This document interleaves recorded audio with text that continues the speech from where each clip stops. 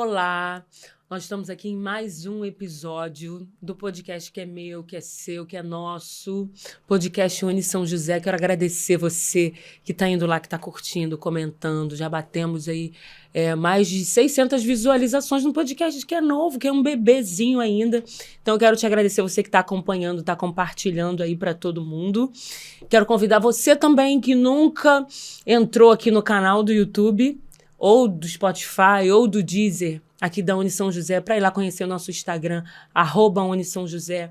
E lá nosso site também, sãojosé.br, conhecer os nossos cursos, conhecer a filosofia institucional, conhecer nossos coordenadores, nossa infraestrutura. Seja muito bem-vindo. Sem mais delongas, sem ficar enrolando, eu quero convidar vocês hoje para convidar ele, Mário Sérgio de Souza, mais conhecido como Mário Love.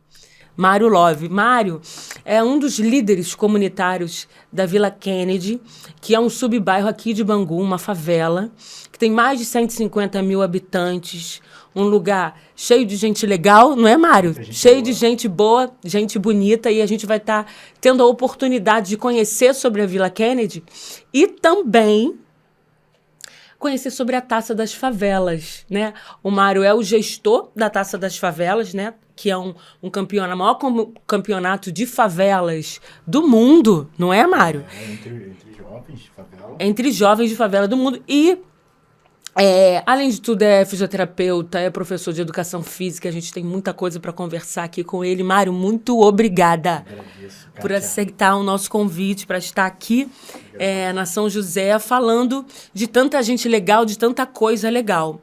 Mário, eu comecei dizendo aqui que você é um dos líderes comunitários, né, lá da Vila Kennedy. E eu gosto muito da figura do líder comunitário, né, porque me parece que antes de chegar ao poder público, antes de chegar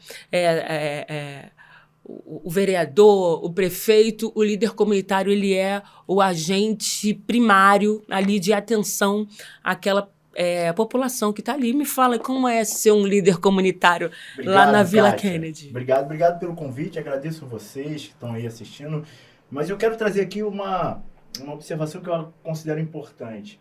Para nós nos tornarmos lideranças, outros líderes surgiram antes de nós. Sim. E essa referência, ela vem de longa data. Então, trazer nomes como Galdino, Wilson, que são ali da Vila Kennedy, Rony Muniz e tantos outros, Jorge Melo, são figuras importantíssimas para aquele território e que fazem a diferença e vem fazendo a diferença até hoje. E eu me junto com esse monte de gente. Faz um coro, né? Exatamente, uma cabeça pensante e começo a desenvolver algumas pautas que, na verdade, acontece dentro da nossa sociedade, acontece no asfalto, mas que, de alguma maneira, a gente queria rediscutir, principalmente dentro desses territórios.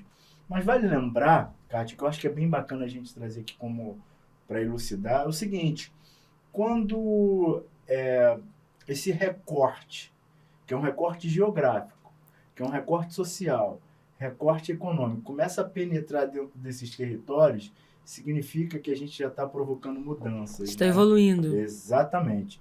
E aí, na verdade, eu sou nascido e criado na favela do Sapo, que é uma favela na Zona Oeste próxima também do Rio de Janeiro. E aí, nos anos 2000, eu já começo a migrar para a Vila Kennedy, né?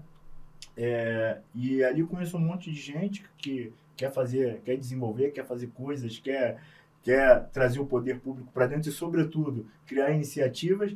E muito fruto, e uma das ferramentas que a gente mais utilizou e vem utilizando desde então, é o esporte, né? Sim. Que é uma ferramenta de fácil penetração. Tem até um pároco nosso, que é o Padre Lino, que eu ia citar mais à frente. Sim, sim. A gente começa a crescer em torno da paróquia, de alguma maneira. É um padre bem famoso, já ouvi falar. Ele criou um primeiro projeto naquele território, que era o projeto Renovação, né? Um projeto de esporte, que aí acabou conseguindo bolsa para inúmeros meninos de favela de periferia como nós. E uma alusão que ele fazia, ele falava o seguinte, que a bola, o objeto bola, penetra em determinadas regiões e lugares que outros instrumentos e ferramentas não conseguem adentrar. E eu acho isso bem bacana, porque se você chega qualquer lugar com uma bola embaixo do braço, ser bem recebido, né? É verdade. Então, assim, e aí, através desse objeto, que é um objeto atrativo, a gente começa a fazer coro, como você bem disse, e trazer, né, um monte de gente com um pensamento crítico, com um pensamento de mudança, né, de melhoria para aquele território de alguma maneira. E aí, em 2000, ali, 2003, 2005, a gente se junta, Kátia, e faz uma... A gente tem uma missão, que era constituir uma cooperativa de esporte. Eu, Rony, Gilcan, Sabrina e outros tantos profissionais de educação Alguns física. desses aí eu conheço. Um beijo. Exatamente. A gente funda uma cooperativa de esporte, que o Rony era o presidente e eu o vice, né? E a ideia era a gente, já de uma forma singular, tentar atrair o poder público através dessa ferramenta.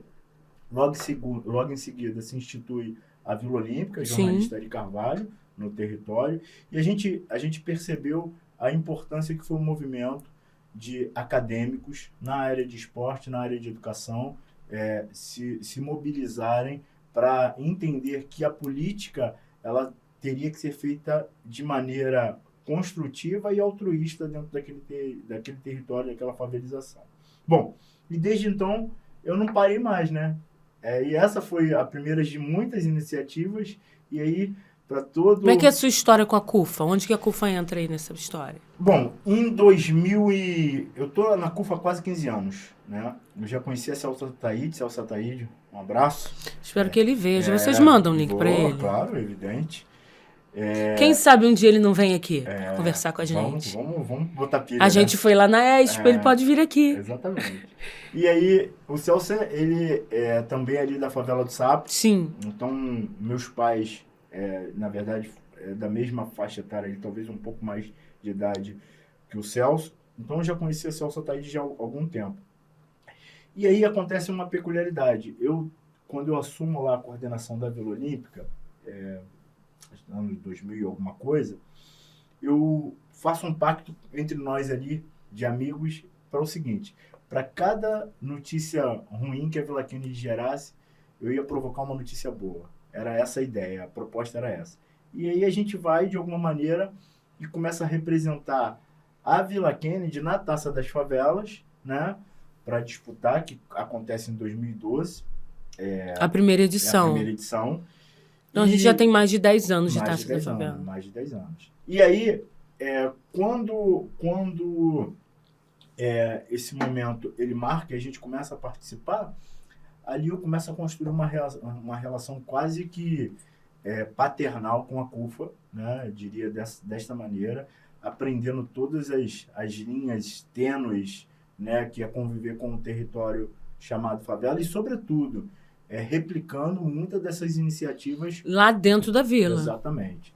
Então, ali eu começo uma relação e com uma peculiaridade. Eu, logo em seguida, instituo um negócio dentro da Vila Kennedy, que é uma academia. Você empreende lá dentro. Exatamente, uma academia de ginástica. E aí, enquanto todo mundo sai para trabalhar fora da vila e volta à noite, eu chego hoje para trabalhar na vila e passo o dia inteiro lá. O dia inteiro. E ali a gente começa a criar iniciativas, porque quando as pessoas falam de adversidade, que é uma parada que a gente vai citar mais à frente, eu costumo dizer que a gente vive, convive e sobrevive nela. Porque o morador de favela ou o empreendedor de favela, ele é obrigado a sobreviver, a viver quase que diariamente com a adversidade. Sim. E aí eu penso o seguinte, bom, o que é a diversidade então? Se ela já não virou um estilo de vida. Exatamente, porque todo dia as incursões, todo dia os confrontos, ou seja, a Vila Kennedy está no mapa do relatório do aplicativo Fogo Cruzado como a segunda favela que tem mais tiroteio no Rio de Janeiro. Então, assim, como manter um negócio... Dentro no meio da violência. Exatamente. E tem uma peculiaridade que acontecia, pelo menos comigo e outros empreendedores. Talvez. Ainda tem a questão do presídio. Exatamente. Ali muito próximo. E aí, que é uma peculiaridade muito, muito, muito singular, que te faz repensar o seguinte. Bom, como é que eu sobrevivo desse negócio, pagando as contas que o poder público, né, intrinsecamente te cobra, E se o aluno, na primeira incursão policial ou no primeiro tiroteio, ele não vai lá treinar... Ele não vai treinar, ele não vai pagar. Exatamente. Como é que você sobrevive? E aí você começa a criar matérias, você começa a criar mecanismos... E aí vem a pergunta, como é que sobrevive? Como sobrevive? Empreender dentro da favela, com todas essas dificuldades de violência, de mobilidade urbana, de muitas vezes o serviço público não chegar, serviços públicos básicos, de coleta de lixo, a gente sabe disso, né? De a companhia de eletricidade muitas vezes não entrar, porque por alguma razão ele não entra. Como é que sobrevive no meio desse caos? E aí a gente entende exatamente porque a favela, ela, na verdade, ela tem peculiaridades, ela tem particularidades, ela vive de dogmas, códigos e ritos muito pontuais, e se você entende, faz a leitura, ou seja, o papo é reto com esse consumidor, com esse cliente diretamente, você consegue atraí-lo para dentro do seu negócio, e aí você, de alguma maneira, fideliza, porque a favela se diverte. E ele entende essa demanda também, sua, do empreendedor. A favela treina, a favela se diverte, a favela ela se alimenta, a favela consome. Está preocupado com alimentação, com atividade, com exercício físico orientado, com uma reabilitação. Exatamente. Porque tem-se também, né, esse senso comum de que é uma pessoa que está preocupada somente com a sobrevivência, né? Não, de que é uma galera que está preocupada só com o que eu vou comer amanhã. Na verdade, não né? E, na verdade, a gente sabe que não é assim. Não. Tanto é verdade que ela tem também o seu entretenimento. Só que o seu entretenimento ela é peculiar para aquele território. E é marginalizado pelo asfalto. Exatamente. E que é uma das coisas que a gente precisa frisar, porque, por exemplo, quando você vai para a Zona Oeste do Rio de Janeiro, vamos falar de cultura. E aí a gente vai falar de teatro. Na Vila Kennedy tem uma peculiaridade. Lá tem um teatro, que é o Mário Lago, o antigo Faria Lima. Então, assim, lá a gente tem esse espaço, mas os outros territórios, as outras favelizações não têm. Sim. Então, como é que vai ter acesso ao teatro se você não disponibiliza naquele território um espaço afim? Então, assim, são perguntas que o poder fazer as pessoas tomarem gosto pelo teatro, Exatamente. Gosto pelo circo, pelo cinema. Exatamente. E são as perguntas que o poder público precisa fazer e não só cobrar ou retalhar, por exemplo, quando ele faz o baile funk, que é o único compromisso, por exemplo, que ele tem do final de semana. Com o seu entretenimento, com o seu lazer. Aí você começa a entender quais são os recortes que pontualizam essas localidades, esses territórios. E é importante a gente pontuar, Mário, que a gente não está aqui fazendo apologia, porque eu até conversei isso aqui com o Cacá no outro episódio, da associação das pessoas fazem, né, do território de favela com a questão da criminalidade, com a questão do tráfico de drogas. Que a gente sabe que é uma realidade, a gente sabe que existe, mas é uma minoria. São 150 mil pessoas, em média, é muita gente, são famílias, são histórias, são estudantes, são profissionais liberais, são profissionais de todas as... E aí, quando a gente fala do entretenimento, né, aquela pessoa mais conservadora, mas... E não é isso, não é disso que a gente está falando. Não. A gente sabe que existe, que, na verdade... A gente não vai ser romântico. Exatamente. Porém... O que a gente está dizendo é o seguinte, se a gente não preencher esse espaço com cultura, esporte, lazer, educação e todos os elementos que são inerentes para a formação, que são variáveis... De um indivíduo? Exatamente. A gente vai deixar que outros elementos preencham esse espaço, porque ela vai continuar se divertindo, vai continuar se alimentando, vai continuar saindo, vai continuar curtindo. Enfim, em linhas gerais é isso. Então, acho que falta, muitas das vezes, mais iniciativa, mais ações até... do que pontualmente conhecimento, que dizer que tem é diferente de fazer, né? Do poder público de uma maneira sair do campo geral. Da teoria, né? Exatamente. Parar de teorizar e fazer. E aí, quando eu vou para a CUFA, eu conheci a MV Bill, Celso Ataíde, Preto Zezé, e aí começo a entender a história da CUFA. A CUFA é uma instituição que ela tem mais de 20 anos, né? E sobretudo, ela era pautada ela é pautada dentro do seu estatuto, dentro do seu regimento interno, voltado para moradores de favela e jovens em vulnerabilidade e risco social. Então, essa é a ideia da CUFA, de promover ações que pudessem potencializar esses territórios. E aí começa a fazer parte de uma série de ações que até por ter negócio dentro desse território, que eu consideraria importante para essas favelizações. Muito voltada para aquela que eu tenho maior relacionamento, que é a Vila Kennedy, mas não deixando de fazer nas outras. E com futebol, né? Que Exatamente. é algo que você...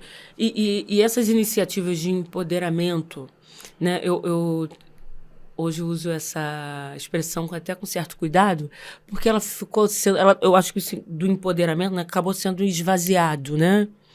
As pessoas esvaziaram um pouco o sentido o conceito, né, dessa expressão. Mas empoderar essa comunidade através de projetos socioesportivos, né? Projetos esportivos, né? Pegar esses meninos, mostrar para eles uma nova oportunidade, uma nova possibilidade de ascensão social para além do futebol. O futebol também é um caminho, mas não é só esse o caminho, né? Se não der certo o futebol, você pode ser um monte de outras coisas. Então, o esporte, a gente já definiu que ele é uma ferramenta incrível. Poderosa. Poderosa, a gente já definiu. Quais são as outras ferramentas que existem, uma vez que esse universo de jovens que vão se destacar ou que vão ter a ascensão pelo futebol em especial... São pouquíssimos, Exatamente. A gente sabe disso. E aí, quais são os elementos? Na verdade, você e muitos outros de nós somos testemunhas recorrentes de que, paralelamente, a carreira acadêmica ela pode te dar esse suporte. Então, a gente está aqui dentro de uma universidade hoje exatamente para relembrar, ou melhor, para lembrar que a carreira acadêmica também é uma consolidação sólida e, quiçá, do sucesso também. Sim, né? Sim, de que conhecimento também é poder. Exatamente. E eu, com muita intimidade, posso me apropriar disso, porque eu joguei futebol profissional, inclusive. Por isso, Mário Love. Explica aí, o povo não sabe por que é Mário Love. Da onde vem esse Love? Por que Mário Love, gente? O povo não, eu sei, mas o povo não sabe. Fala então, aí, povo. O Love é o seguinte, na verdade, eu sou parente, familiar, primo direto do Wagner Love, que é um jogador que se destacou muito no Flamengo, no Palmeiras. O pai dele é irmão da minha mãe, e acabou que o apelido dele acabou sendo adotado pela família. Pela família toda. Todo mundo sendo então tem Maria Love, tem Mário, tem Vânia tudo. Love, Vânia Love. Maninha Love, recorrente. E aí todo mundo adotou o sobrenome. Foi num episódio lá no Palmeiras, num jogo de juniores, sub-20. E aí os meninos lá do Sub-20 do Palmeiras apelidaram ele de Love, cantando inclusive a música do Bochecha. Né? Só Love. E aí ficou Wagner Love e acabou pra família toda. Inclusive tem os sobrinhos, que foi até aluno nosso, inclusive tem que voltar para terminar a faculdade, que é o Rodrigo Love. Exatamente. Também, Lovinho, que a gente agora já tem o diminutivo do Love, agora já legal. Tem os desdobramentos. Bem bacana. Muito legal. E aí você estava dizendo sobre... que o futebol é um dos caminhos, né? Então, e aí, dentro desse caminho alternativo, eu comecei a entender, e nós começamos a entender, que você deveria projetar algumas possibilidades. Então, a carreira acadêmica seria outra, e o empreendedorismo, né? Porque a favela, por si só, ela já produz o interesse no poder de negociação. A favela ela já empreende, talvez até por necessidade. E boa parte desses negócios, ou uma parte desses negócios de forma considerável, eles acabam tendo o elemento de gestão e, sobretudo, a linguagem que o asfalto utiliza muito distante daquilo que é no território. Então, por exemplo, a favela não sabe o que é match, né? O que é business dentro de um... B2B, como é que é a relação de negócio. E aí, talvez... É a linguagem da correria. Exatamente. Facilitar a linguagem vai fazer ou possibilitar com que mais negócios aconteçam dentro desse território, obviamente. Ensinar esse cara a empreender. E não que ele não possa aprender essas expressões em inglês. É isso. Ele pode aprender tudo. Mas... numa questão de urgência, necessidade, por que a gente não facilita, transforma isso em algo mais... É isso. E a CUFA, através da Hold, que o Celso monta, e através das outras empresas... Favela Hold. Exatamente. Acaba entendendo isso muito rápido e, de alguma maneira, a gente começa a se apropriar de algumas empresas que queriam ter uma uma parcela desse território, das pessoas que moram nesse território como seus potenciais clientes, mas não sabiam como alcançar.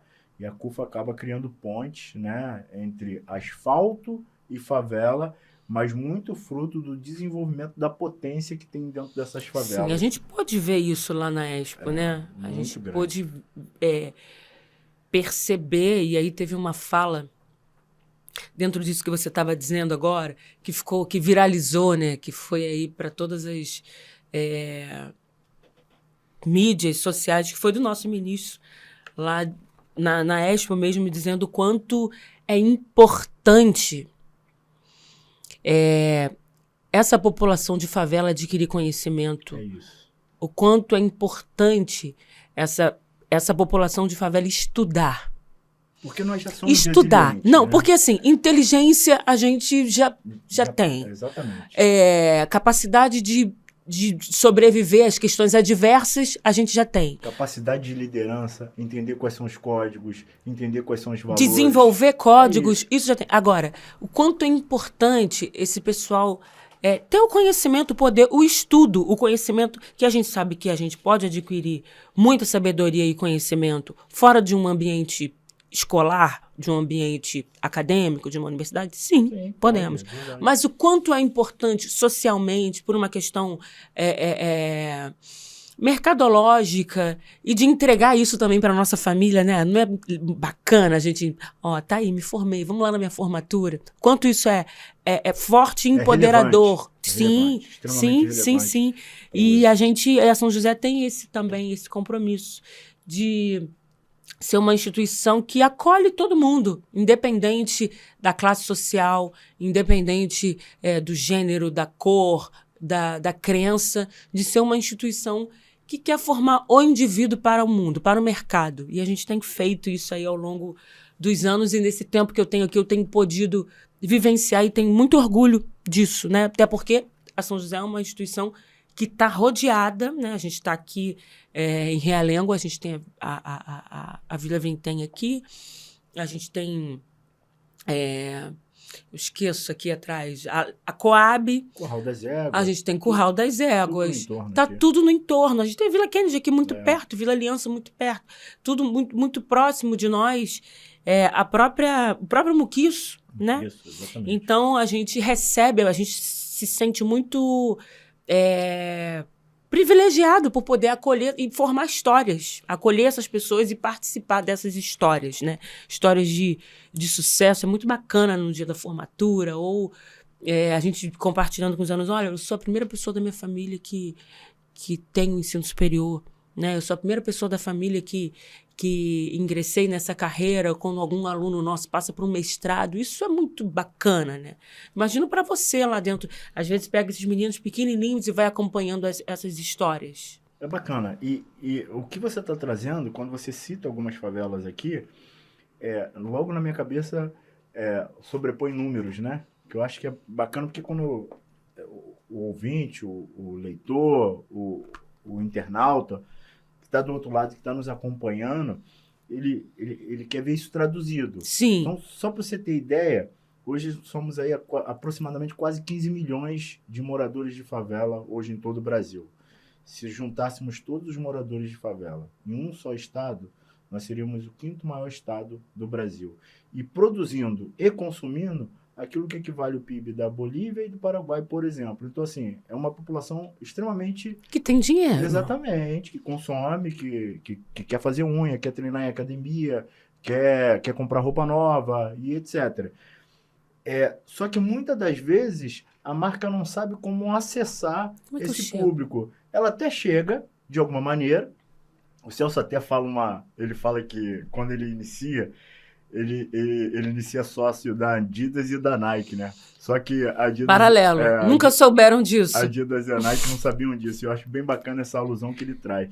E exatamente, a favela, ela quer ter acesso. Então, se a marca entende que ela pode fazer um produto um tanto quanto mais acessível, é óbvio que essa população vai consumir de alguma maneira, desde que esteja lá e acessível.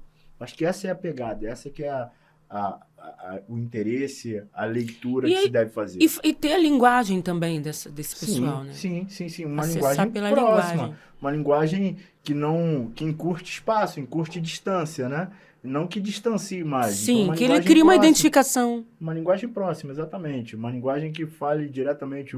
Eu costumo dizer que, por exemplo, na minha academia eu resolvo tudo no balcão. Então é olho no olho. Não tem Não tem esse tem negócio essa- de, manda um e-mail. não rola, entende? O cliente quer resolver na hora o Sim, problema dele. chegar lá, quero falar com o Mário. Exatamente. O Mário tem que estar lá. E essa relação é proximal, até porque a nossa gestão ela é proximal, né? Ela é muito próxima. E isso talvez, e esse acolhimento, esse entendimento, essa leitura, essa aproximação é que faça a diferença de você atender um público tão fiel. Vamos pensar tão numa fidedigno. proposta legal para a gente trazer também mais gente. A gente já tem muito aluno da Vila aqui. Legal. De gente para cá, para poder estudar, para poder empoderar esse povo, para eles Legal, poderem vamos. devolver lá para a favela as coisas bacanas que eles podem aprender aqui. Mário, vamos lá. E essa história de Taça das Favelas? Como é que você chegou lá no topo da pirâmide? Para resolver alguma coisa de Taça das Favelas, tem que falar com o Mário Love. Então, E aí, como é que você chega? Como é que é essa história? eu vou para a Taça, como eu te falei, em 2012, escrevo a Vila Kennedy, e aí crio um programa na própria Vila Kennedy, um projeto bem interessante, e aí eu vou fazer a peneira, né? Que a gente chama a Taça das Favelas, ela começa muito antes daquilo que a gente vê na televisão. Vi na TV, imagino. Então tem um processo de peneira, que você está provocando a seleção da favela. Então, ser responsável pela seleção da favela não é fácil, porque, imagina, uma favela de 150 mil habitantes, você tem Essa aí... peneira de quanto? Me conta dessa peneira. Então, e aí você tem... Quantos alunos tem na sua peneira? Então, quando a gente foi campeão em 2014, perdão, a gente fez uma peneira com 600 jovens. 600 jovens. Era muito moleque. A garotada foi lá, faz a peneira, só que o que eu fiz? Por ter jogado futebol, eu convidei alguns amigos que já tiveram a oportunidade de jogar futebol profissionalmente para me ajudar nesse processo de seleção, que é muito natural. E aí convidei Deinha, Douglas Silva e outros tantos nomes, né? Dionísio, Julinho. Não, até porque não tem como humanamente você fazer isso sozinho. E lá eles foram selecionando. Nós montamos uma seleção, o treinador na época era o Fábio Américo e seu Rezende. Joguei os meninos na mão dele, o Fábio Américo foi fazendo o trabalho, Fábio Américo também foi atleta profissional. E aí, cara, aconteceu o seguinte, nós fomos campeões. E aí deu pauta pra caramba, Globo Esporte visitando, foi na casa dos meninos, foi uma coisa assim, bem bacana. E a molecada gostou, eu também achei muito interessante. Mostrou a Vila Kennedy pro mundo. Exatamente. E aí começaram a surgir as referências, começaram a surgir os nomes, esses meninos acabaram se despontando em algum momento. Eu falei, eu quero fazer mais disso. Gostei desse negócio. Exatamente. No ano seguinte faço novamente. E assim, aí a gente tem a visita da Globo.com, né? Visitando a localidade, andando conosco pelo bairro, fazendo corrida rústica, corrida pelo bairro. Então, bem bacana. E aí, quando eu falo bairro, gente, a Vila Kennedy ela vai se tornar bairro em 2017, né?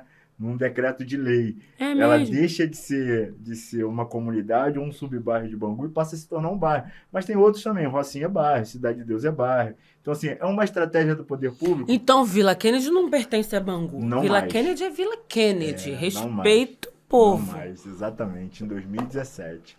E isso de alguma forma, você transformar em bairro, você cria isonomia para aquela localidade, acaba trazendo mais recursos. Exatamente. Mas, em contrapartida, você acaba gerando despesas e custos que um bairro provoca quando ele é titularizado um bairro. Ele, né? Hoje você tem algumas regiões que pagam IPTU. Então, assim, você começa, de alguma maneira, a transformar aquilo que era um território considerado hostil numa arrecadação inclusive. Bom, e aí, o que a gente faz naquele momento? Eu começo a projetar, e aí o Celso Ataíde me chama para um bate-papo, aí começo a desenhar outros projetos com ele, FLC, projetos de luta e etc. E de repente, um belo dia, ele fala, cara, eu preciso de alguém para tocar a taça aí, ou algum coordenador e tal. E aí me convida e eu acabo integrando Isso o time foi da em que ano, mais ou menos? Em 2015. Sim.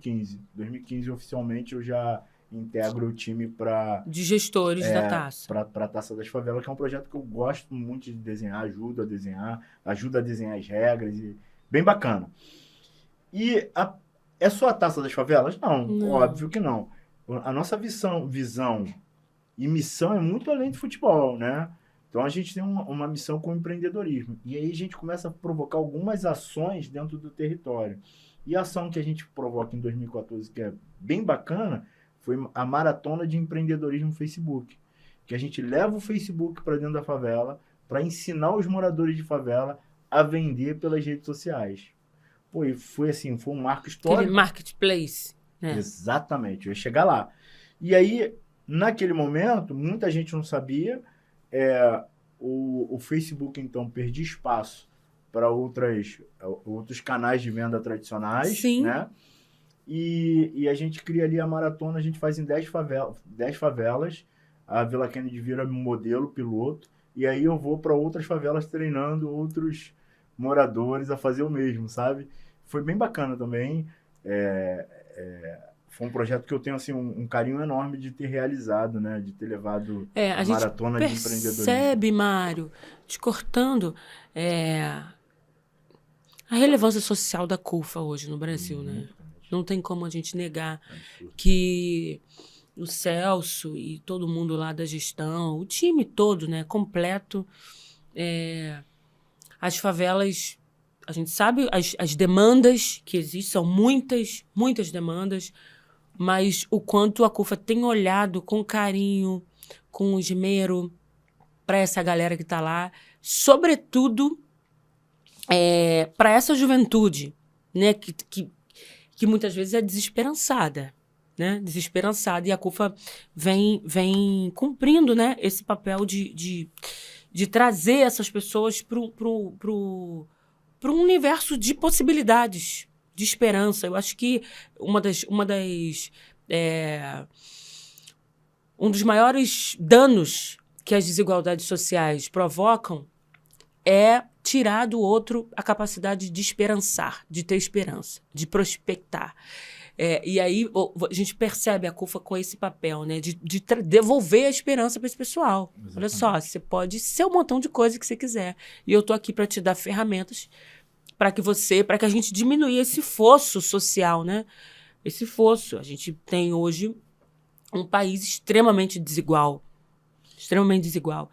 E iniciativas como essa que você pontuou, a própria Taça, a própria Expo e tantas outras coisas que a CUFA faz, que devolvem para esse pessoal, né, a possibilidade de viver, de esperançar. E isso é tão marcante porque a instituição CUFA, eu costumo dizer que ela está à frente do seu tempo, muito fruto das cabeças pensantes que ali semeiam e acabam antevendo. E esse recorte a gente percebe muito bem a partir da pandemia. E o Celso, em 2014, cadê ele? Aquele livro aqui, ó. Ah lá, o povo tá vendo lá, ó. Vou pegar aqui para você. Esse livro aqui, ó. Mostra lá, as pessoas. Ó. Aconselho todo mundo a ler. Um País Chamado Favela. E aí o Celso... Eu ajudei a recensear esse livro, porque eu ajudei a coletar algumas informações desse livro, que é importante, que são informações importantes. O Celso, quando ele percebe que ele precisava entender não só os padrões em que a favela ela convergia, mas os dados, os números que essa favela gerava, a gente começa a fazer pesquisa. Então ele cria um Instituto Locomotiva, junto com o Instituto Data Popular, chamado Data Favela. E ali começam a fazer uma série de pesquisas sobre essa população de uma maneira geral. E na pandemia, essas pesquisas elas ficam muito em voga, muito em evidência, exatamente porque antes até do poder público, ele já tinha as informações, ou nós já detínhamos as informações que poderiam estar correlacionadas a essas localidades. E uma delas... foi exatamente... Minimizar, né? Encurtar o tempo de acesso das pessoas. Exatamente. Uma delas eu falava aqui ainda há pouco quando a gente descobriu que quem seria mais impactado na pandemia seriam mães, mulheres, negras, com mais de um filho, com filho com deficiência, que cuidam dos pais idosos, porque ainda é padrão da nossa sociedade a mulher cuidar. Não que seja uma obrigação, mas... Sim. E aí, quando a gente descobre esse recorte, ficou muito fácil. Por exemplo, em meio à E vocês já pandemia... tinham esses dados antes da pandemia? Então, e aí fica muito fácil você saber para quem você vai direcionar a cesta básica, o gás, Sim. o óleo de cozinha, por exemplo. Então, assim, e aí A internet. Exatamente. A gente começou a entender para quem a gente deveria exatamente direcionar aquilo que vinha de doação. E a CUFA, ela se torna uma grande ponte entre asfalto e favela, porque tinha muita gente também do outro lado querendo doar e não sabia como. Sim. E muita gente querendo receber e não sabia quem pedir.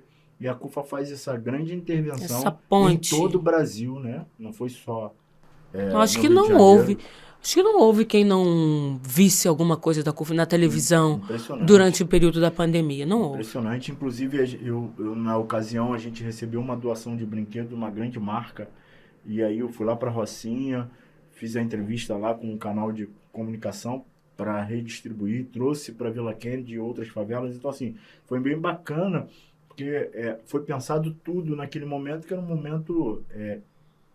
Era um momento de bater.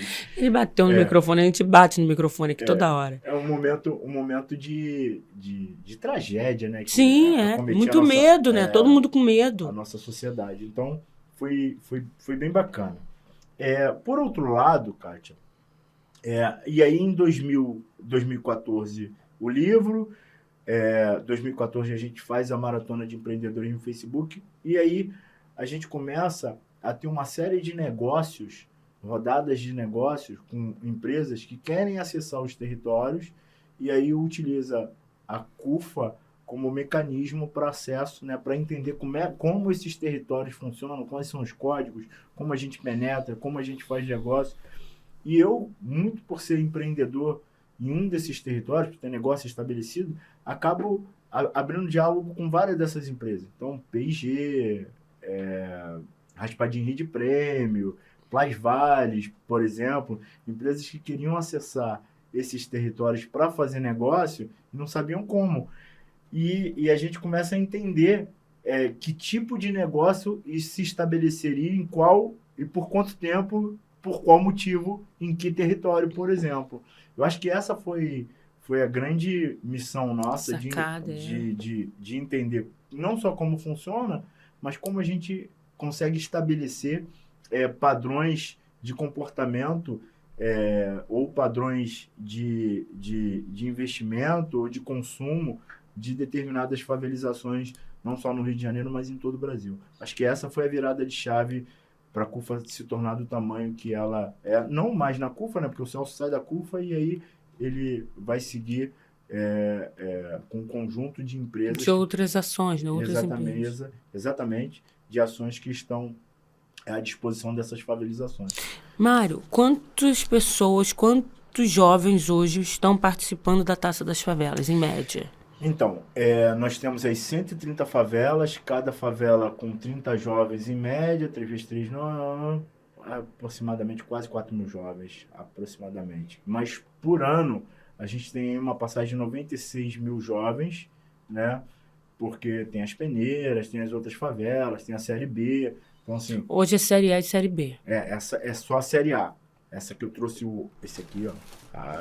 Gente, 10 anos de Taça das Favelas, o nosso que lindo! álbum. Taça das Favelas. Um gol para toda a vida. A gente entrega todo ano para os atletas, e aí eu trouxe um especial. Todos os atletas ganham? Todos os atletas que ganham. Coisa linda! Então ele tem o prazer. Gente, é como um álbum, ó. Tipo aquele álbum da Copa.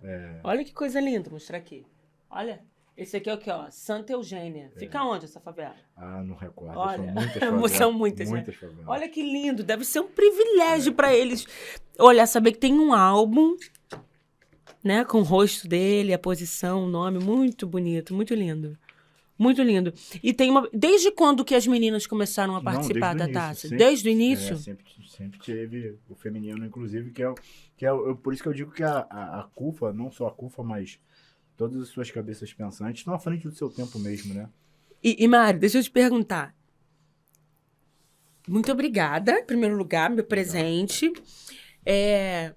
Vocês imaginavam que a Taça das Favelas ia tomar essa proporção toda? Tem gente hoje jogando em outro país, né? De gente jogando nos clubes da Série A. Vocês acreditavam que isso ia tomar esse vulto todo? Ou assim, caramba, ficou maior do que a gente imaginava? Eu vou diferenciar emoção de sentimento, tá? Primeiro tá. eu vou traduzir, né, de forma literária. Emoção é aquilo que a gente reage de forma imediata, sentimento é pensado, ele é padronizado. Por exemplo, estimo um carinho pela Kátia, tenho um carinho pelos meninos. Sim, sim. O sentimento, ele é pensado. A taça, ela foi pensada. Mas o que a taça traz de emoção, eu vou tentar traduzir de alguma maneira. Pela primeira vez na história, talvez a gente tenha visto uma favela jogar contra uma outra favela na televisão, e aí, né, com transmissão, vivo, com tudo. Onde o foco é o esporte, o foco não é a guerra civil ou a violência urbana. A debilidade, né? O foco não é a debilidade da favela. Que a gente tanto reclama, né? Então, assim, eu acho que isso traduz a emoção que são duas pessoas de favelas distintas torcendo para que o seu jovem faça o gol, ou faça o drible, ou a jogada de efeito e tudo mais. Então, eu acho que essa narrativa minha traduz exatamente o que você está me perguntando. Então, assim, esse sentimento e essa emoção gerada não tem preço. Não tem o quanto a gente quantificar o que é para um morador de favela, como a gente fez, por exemplo, na Vila Kennedy. Ver o vizinho dele, o menino que ele viu nascer jogando na televisão. Não, e depois é que é legal. Pô, a gente pega o menino, bota em cima do carro do corpo de bombeiro e vai entrar na favela. Pô, isso é... E o Kaká falou que fez isso lá no Muquiço, disse que é um negócio louco. Com status de grande herói. De representatividade, que é o que esses meninos buscam, né? Porque eles buscam, a palavra que você usou até bem pouco tempo é empoderamento, é representatividade. E quando você projeta isso de alguma maneira, você não só está favorecendo para reforçar essa conduta, esse comportamento, mas também para livrá-los de outros comportamentos que possam ser destrutivos. De outras propostas sedutoras. Isso, e destrutivas. Muito legal, muito legal. Mas isso que eu te perguntei, vocês imaginavam tipo assim, que vocês iam entregar jogador lá para fora, que o pessoal ia para a Série A? Olha, eu vou te confessar, sim. Quando eu vi a proposta, o projeto, eu acreditava que isso pudesse acontecer, porque o esporte, ele é mágico, né? Ele consegue construir essa relação muito bacana, e o menino já... E talento tem, né? Talento tem. A gente, na verdade, só reproduziu, em tese, ou em parte, aquilo que acontece nos grandes cenários, nos grandes palcos do esporte mundial. Então, a gente tenta reproduzir proporcionalmente o que acontece, parte do que acontece na Champions League ou numa Copa do Mundo, e entregar para esses meninos. E aí a gente gera visibilidade, a gente gera holofote e o resultado vem. Mas o que eu diria para você, eu curto demais o processo. O processo, para mim, é mais importante do que o produto. O resultado final, do que o produto. O processo é todo final de semana fazendo lá os scouts para quem ficou na seleção da rodada, todo final de semana fazendo a resenha esportiva para quem deu o drible e para quem fez o gol. Então, assim, o processo ele é muito mágico, ele é muito maior do que o resultado. O resultado são duas equipes, são duas favelas que vão chegar à final, disputando o título, e aí que o mundo todo, de alguma maneira, assiste, né? Porque passa internacionalmente. Sim, passa. Mas eu acho que o processo, ele traduz exatamente o espírito que nós gostaríamos de passar da Taça. E eu fico muito, muito feliz. Por exemplo, no ano passado, esse ano, nós temos acadêmicos nossos aqui, né? Nossos alunos já podendo vivenciar isso. Legal. Né? O esporte na sua... cumprindo, além de cumprir a sua função que ele já cumpre, né? O esporte pelo esporte. Se fosse só o esporte, estava bom, né? Se fosse só o esporte, estava bom.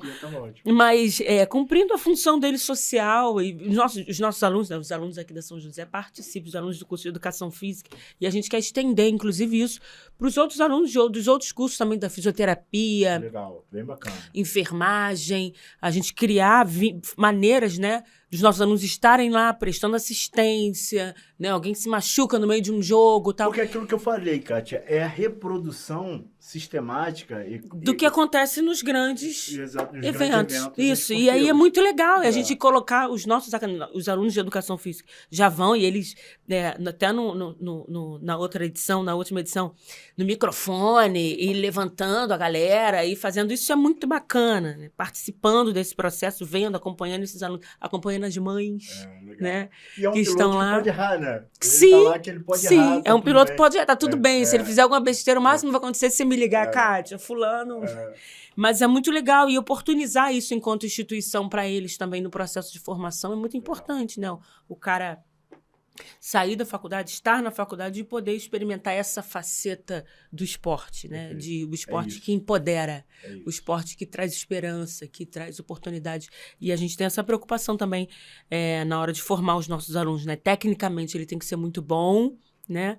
Mas humanamente ele também precisa ser melhor ainda. As habilidades humanas, né? A inteligência, irrefutáveis, inquestionáveis. Isso é algo que a gente tem, não somente eu, né, o curso de educação física, mas é uma filosofia institucional, né, da gente entregar para a sociedade profissionais tecnicamente ilibados, muito bons, mas que tenham essa formação humana também, né, preocupados com o mundo, com a sociedade, com a manutenção da nossa espécie aqui na Terra, né? Porque as desigualdades sociais, elas são nocivas, né, para a manutenção da nossa espécie também. É uma preocupação que a gente tem. Mário, já me indicou, todo mundo sabe que aqui eu sempre faço na enquete, peço um hobby, um livro, mas agora o livro você já me indicou, né? Um País Chamado Favela, e já me deu aqui também um álbum. Mas eu vou te fazer uma outra pergunta. Mário, o que é sucesso para você? Sucesso... Então, eu acredito no processo. O sucesso é um processo bem construído, motivado, de habilidades, em especial humanas, que você compreende e desenvolve. Então, habilidades humanas essas que hoje, inclusive nas carreiras profissionais, estão cada vez mais escassas.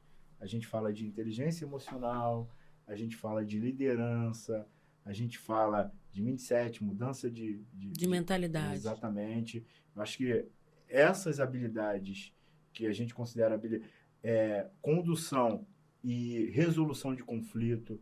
Eu costumo dizer o seguinte, hoje, só para você ter ideia, o mercado diz que se você resolver conflito, o mercado tendenciosamente tende a te contratar 38% mais do que uma pessoa que não resolve conflito. Então, as pessoas que ainda não sabem o que querem, não sabem para onde vão, resolvam um problema. Resolvam um problema. Tenham essa capacidade, essa habilidade humana de resolução. Tem um gestor aqui na São José que fala isso para mim sempre. Resolvam problemas. Todo problema tem solução. Resolva o problema porque você já está 38% mais à frente de todo mundo. De uma outra pessoa que não tem essa habilidade, não tem essa capacidade. E aí eu acho que essas habilidades humanas, que são habilidades que podem ser potencializadas de alguma maneira, é o segredo do sucesso. Eu diria que é o segredo. Não é questão técnica. Então, sucesso é saber viver na tua cabeça. É isso. É saber viver. É isso. Saber viver no meio da confusão. É isso aí. É mediar a confusão. Tá aí um bom conceito de sucesso. Mas tá bom. Vou deixar esse aqui de lado e vou pedir pra você para me indicar um livro. Me indica um livro. Então, eu te indiquei Um País Chamado Favela. Eu vou te indicar um do Gilson Mello, que é O Segredo do Milionário. Segredo da Mente Milionária, que é um coach, um cara sensacional. Ele escreveu um livro. Você gosta de coach? Eu gosto. Gosto de não só de ouvir, de entender, mas qual é o caminho, qual é a pegada que cada um tem, né? Não sou assim um cara somente fã. Sim, não é bitolado ali. Exatamente. Mas gosto de ouvir, saber uma ideia legal. Gosto de entender. Mas o Gilson, ele tem uma mensagem muito bacana no livro dele, eu tive a oportunidade de comprar. Então, assim, Segredo da Mente Milionária, é bem bacana, Gilson Mello, te indico. Mário, me indica um filme. Cara, eu vou te indicar o último que eu vi, que eu fiquei apaixonado. Qual? Da Nike, eu assisti, porra, o filme é sensacional, mostra exatamente como um jovem negro de periferia ou um jovem preto de periferia consegue utilizar o esporte como fator de ascensão sem ser o futebol. E muito bem orientado pela sua mãe. A mãe dele é magistral na conduta e na condução com o filho, assim. Achei o filme... E tá em todas as plataformas? Tá na Netflix? Sim. Tá em todas as plataformas. É um filme sensacional. Eu não vou te dar spoiler, não, senão você não vai querer assistir. Mas eu vou assistir. Eu vou assistir. Da Nike, um filme sensacional. A mãe dele, a mãe do Jordan, fala o seguinte... Já deu spoiler. Um tênis é só um tênis até meu filho usar. Entendi. Então, assim, na verdade, ela conduz a negociação com a Nike. E, assim, sensacional o filme. Assista, você vai gostar. Nossa, já gostei. Você tem algum hobby? Eu tenho muitos hobbies, mas eu vou falar de gatilhos. Eu joguei futebol durante 16 anos da minha vida, né? E normalmente os jogos, quando eu era amador, sábado de manhã, depois você passa profissional, é sábado à noite ou domingo à noite. E sábado à tarde, depois que eu parei de jogar, parei com esse universo do esporte, eu comecei a criar gatilhos de angústia, você sabia? Sim, tipo aquela depressãozinha. Sábado à tarde era um dia que me trazia angústia. Tava ansioso pra jogar, e aí, agora não tem nada pra fazer. Exatamente. Mas aí depois eu descobri que a angústia ela vinha exatamente porque durante algum tempo eu ficava concentrado nas partidas, né? Então, já estava na tensão, a cabeça já estava trabalhando para jogar. Eu estava condicionado. Sim, estava condicionado. Sim. Né? Condicionado para o jogo propriamente dito. Eu parei de jogar, continuou com os gatilhos, né? E aí, o que você vai fazer sábado à tarde? Sábado à tarde. Então, eu tiro sábado à tarde para concentração, atividades de concentração. Ou eu assisto filme, ou eu durmo, ou eu leio, eu escrevo, porque eu gosto de escrever, ou faço meditação. Então, assim, sábado à tarde é um dia que eu tiro para isso. Entre 2 Então, gente, e pelo 5 amor de horas, Deus, ninguém perturba o Mário sábado à tarde. Eu desligo o celular sábado à tarde. Não perturbem Mário Love sábado à tarde, que é a hora dele. Feito por conta da Taça das Favelas. Então, são sim, um período. 5 meses aí de taça, né? Quase que todos os finais de semana. Semanalmente. Exatamente. Mas normalmente eu tiro os sábados para esse fim. Não perturbe Mário Love sábado de tarde. Respeita o final de semana dele. Mário, se tem algum personagem... Eu vou reformular essa pergunta, porque o povo tá... Algum personagem da história não pode mais estar vivo. Não pode estar vivo. Eu tenho. Que você, se pudesse, assim, dar um abraço, diria, cara, você é um cara que eu me inspiro, hein? Gosto da sua história. Como eu gosto muito de esporte, né? Eu gosto muito de futebol. O cara que eu mais apreciei, assim, jogando futebol e por tudo que construiu foi o Dr. Sócrates, né? Sócrates brasileiro, o sobrenome dele. Dr. Sócrates. Dr. Sócrates foi o cara que, aos 23 anos, ele já estava formado em medicina, jogava futebol por jogar. De onda. Exatamente. Então, assim, ele talvez tenha sido um dos poucos desportistas ou futebolistas, como a gente chama, que tenha trilhado uma carreira contrária à maioria. Sim, fez o caminho inverso. Exatamente. E por esse motivo eu coloco ele num lugar muito especial. Num outro patamar. Coloco. Porque ele vai para a carreira acadêmica e depois que ele resolve jogar futebol profissional. Então, assim, para a época dele isso era possível, né? Mas foi um cara que eu me inspirei e me inspira até hoje. Até hoje. Mário, qual o seu maior sonho? Qual o seu sonho agora pra frente? Você é um cara novo, cheio de vida, cheio de vigor, cheio de coisas, cheio de esperança. O que você prospecta aí pra frente, assim? Eu vou definir sonho primeiro, depois eu falo qual. Tá. Pode ser? Sonho... Tá mais ou menos, tá bom, vai. Sonho é uma gaveta especial, né? Se Sim. realizar, ok. Se não realizar, tá tudo certo. Meta, então.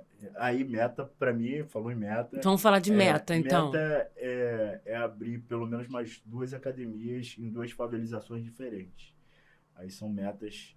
Eu tenho mais 2 negócios, né? Não necessariamente... Pra vida, assim, é o que você quer. Não, depois que você fizer isso, tá, agora eu vou estabelecer uma outra meta. É isso. Então, eu tenho vontade de escrever, de me tornar escritor. É isso. Pronto. Pronto. Gostei. Poxa, e falta o quê? Tempo pra escrever. Não, eu vou te ser sincero, eu até tenho algumas. Eu já tenho 2 livros escritos, mas já viu aquela etapa. Quais livros que você tem escrito? Então, eu tenho. Calma. Eu não lancei. No Berço do Crime e Tiro de Meta. São 2 livros que eu escrevi. E eles falam sobre o quê? Um é uma história, uma história de um jovem que nasce dentro de um complexo, né, de favelas e de uma favelização onde o crime incide ali, de alguma maneira. E o outro fala como atingir metas através de condutas, de comportamentos muito peculiares, muito pessoais, né? Então, assim, não é uma regra, mas foi o que eu fiz. Foi o que funcionou. É pra como mim, quase uma autobiografia. exatamente. Mas não fala de autobiografia, fala de quais são os comportamentos que uma pessoa ela tem que adotar. Sim, mas você experimentou aquilo ali. Exatamente. Fui experimentando na prática para atingir determinadas metas. É um autorretrato profissional. Exatamente. Muito, muito particulares. Ué, o que tá faltando pra lançar? Então, já viu aquela coragem final? Que tu acha que tá tudo errado e quer Sim, fazer de novo? mas olha só, eu aprendi exatamente. com uma escritora também, psiquiatra muito, muito badalada e maravilhosa, que muita gente assiste, que é a doutora Ana Beatriz Barbosa, que ela tem uma técnica para fazer isso, porque isso é um problema de todo escritor. Depois que ele vai revisar, não, que é isso? Por que eu escrevi isso? Então ela dá uma dica que ela faz. Primeiro, ela não digita nada. Ela escreve tudo à mão. Vai escrevendo e vai jogando no chão e numerando as páginas. Depois a editora vem, cata aquelas folhas, numera e digita tudo, e devolve para ela. Por quê? Porque ela não vai ler. No papel ela não lê, entendeu? Então vai jogando, vai fazendo. E depois, na hora de revisar, não é mais ela que revisa. Já bota outra pessoa para revisar e publica. Tipo assim, ela não tem mais contato com aquilo ali. Depois ela só fala, gente, eu escrevi isso. Tá aí a dica pra você. Porque se tu ficar lendo, tu vai ficar se autocriticando. É natural. Não é isso, não era bem isso. Exatamente. Eu tô nessa fase, mas tá pronto e, assim, esperando talvez... Tava esperando esse momento nosso aqui, desse bate-papo. Poxa, vamos alavancar isso, vamos fazer um lançamento vamos aqui lançar. no auditório aqui da legal. São José. Chama o povo da Vila Kennedy pra vir. Pô, legal, vai ser bem bacana. Lançar esse livro aqui, muito legal. Mário, que papo bacana. Que gostoso estar aqui contigo. Tem mais presente. Tem mais presente? Tem mais presente. Cadê? Eu quero, eu adoro ganhar presente. Esse livro aqui não é meu, gente, já sei, é dele. A camisa da comunidade DOR, que é uma das empresas lá da CUFA que atua dentro dos territórios. Muito obrigada, comunidade DOR. Tá pensando que não tem comunidade DOR também? Tem. Tá dando pra ver aí, gente? Pessoal aí da produção, dá pra ver na câmera a camisa, não? Então posso levantar assim, ó. Presente, adorei, adoro ganhar presente. Próximo. O Código da Inteligência. Olha, o primeiro livro que eu li na minha vida, da minha fase de adolescente, já quando eu comecei a gostar, foi um livro do Augusto Cury. Legal. E agora, ó, ganhei o Código da Inteligência. Esse é pra você. Tá começando a ficar bom esse negócio de ganhar presente aqui no podcast. Pronto. Muito obrigada, Mário. Eu que agradeço. Antes da gente despedir, acho importante, necessário, você deixar um recado pra galera da CUFA, da organização da Taça, pra alguém lá da Vila Kennedy. Se quiser deixar recado pra alguém, pode deixar. Fique à vontade, a câmera é sua. Primeiro agradecer, óbvio.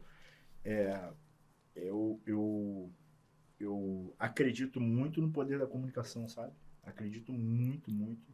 Acho que a comunicação assertiva nos coloca realmente num outro lugar. E para nós termos uma comunicação assertiva, a gente precisa, obviamente agradecer, né? E a quem a gente vai agradecer? A todas as pessoas que estão ali direto ou indiretamente envolvidas com as construções, com as pontes de conhecimento e tudo mais. Então, primeiro, agradecer a todas as favelas cariocas, que, assim, em especial as cariocas, né? Mas as favelas de todo o Brasil, mas que todo ano, assim, por eu ser o coordenador de esporte, por ser o diretor esportivo, todo dia alguém me manda uma mensagem, pô, Mário, minha favela, pô, vê se consegue colocar, e eu, com muita educação, com muito... Não dá. Calma, vamos tentar, ainda não dá, calma, deixa aí pro final, para esse ano não dá mais, e todos eles, todas as pessoas que me abordam entendem, né, que é um projeto muito sério, portanto, para nós sermos assertivos na nossa comunicação, a gente precisa dizer alguns nãos em alguns momentos. Agradecer a toda a produção da CUFA, da Taça das Favelas, e aí eu não vou falar nome, porque eu posso esquecer de alguém. Pode ser injusto e vai dar problema. Mas agradecer ao Celso Ataíde, MV Bill, Elaine, Bruna, enfim, Flávio, Giza, que são assim, dando... Eu ia falar nome, já tá falando. Se esquecer de alguém... Eu preciso dizer Galdino, enfim, se eu esqueci de alguém, me perdoem, mas se sintam representados por esses nomes que eu citei aqui.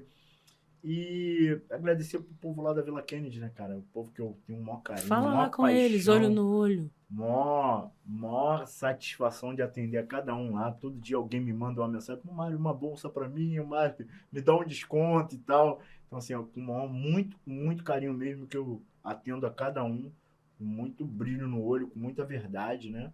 E a favela vive disso, vive de verdades, né? Com muito olho no olho, papo reto, né? Conversa de balcão. E assim eu construí algumas relações naquele território, naquele lugar, que eu trago com muito carinho, muita paixão. E os meus profissionais lá, né, cara? Assim, eles... São eles que estão lá na pontinha. Exatamente, cuidando do cliente, cuidando do vai dar certo, vamos, eu vou contigo, continua, não para. Enfim, que são, na verdade, a mola mestra para que tudo isso possa ocorrer não só na minha vida, mas na vida de milhões de jovens e pessoas espalhadas nas favelas cariocas. É isso. E agradecer a você. Eu que agradeço. Grata, muito grata, não só pelos meus presentes, mas principalmente pela tua presença. Eu acho que trazer a voz, né, de 150... Você está aqui representando 150 mil pessoas, né, de uma favela, né? Trazer essa voz para cá, porque são pessoas que existem e que muitas vezes são invisibilizadas e dentro de um espaço educacional, né? Um espaço que está muito preocupado com a formação humana. Então, muito obrigada. Muito obrigada. Espero que tanto o sonho dos livros quanto os seus sonhos pessoais, né, lá se realizem e que você continue muito empenhado em ser um divisor de águas, um diferencial na vida desses meninos, né? Ainda que hoje lá não estando mais na ponta, né, como alguém que é o técnico ou alguém que está...